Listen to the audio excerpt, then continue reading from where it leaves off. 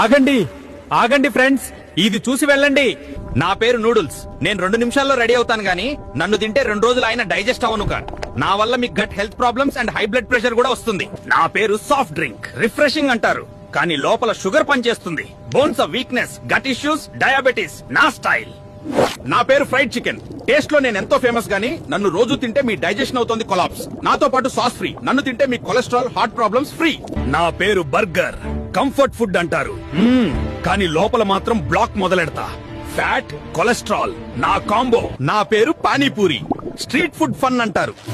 తింటే కిక్ వస్తుందంటారు కానీ లోపలికి వెళ్ళాక గట్ గందరగోళం మొదలెడతా.